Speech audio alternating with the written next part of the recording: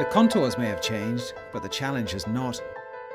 With the slow-speed corners, high-speed corners, up, down. In our days, I think the Spa is the most complete circuit. For all the refinements to its curves and corners, the Spa-Francorchamps circuit remains one of the truest tests of skill and courage in Formula One for the drivers of this and any era. If you lose circuits like Spa, you have lost so much from Grand Prix racing. Spa has always been very special. Formula One's world champion in 1964 driving a Ferrari, John Surtees won the Belgian Grand Prix for the Scuderia at Spa 2 years later. It's comfortable. And you seat belts. It's one of the few distinctions to have so far eluded the occupant of his 1963 Ferrari 156, a man more familiar with Spa's most recent configuration. With the level of grip and the power we have now, there are some corners that lost a little bit of emotion, like Eau Rouge and Blanchimont, that are now flat out for us with no problems. That, I think, is a difference compared to the past.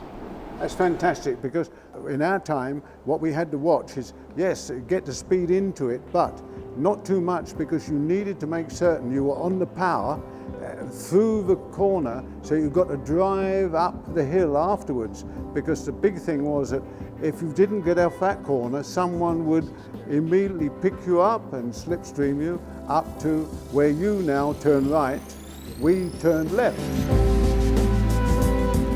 How was the slipstream in your time? It was very sensitive? Oh, very, but of course also very bumpy. So you had to be a little careful, and particularly when it rained, of course you had lots of puddles. Well, I think it's one of the things that make a Spa different. The rain and different parts of the circuit with different level of water in the track, and even sometimes a dry part and a wet part. A wet part, so this is it. You go off the line and you're not quite sure what's going to be where. I think it is the character of Spa. It is part of our heritage, and it is the heart of our sport. Surtees raced in his last Grand Prix in 1972, when aerodynamic downforce was in its infancy and electronic driver aids had still to be introduced. Somewhere along the line there's a balance to be found between entertainment and not making circuits redundant.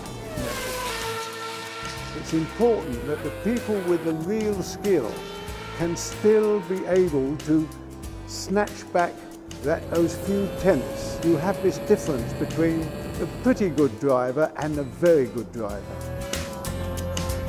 Generations apart they may be, but like all Ferraris, Surtees 156 and the 2009 F60 in which Kimi Raikkonen won at Spa that year have at least one thing in common.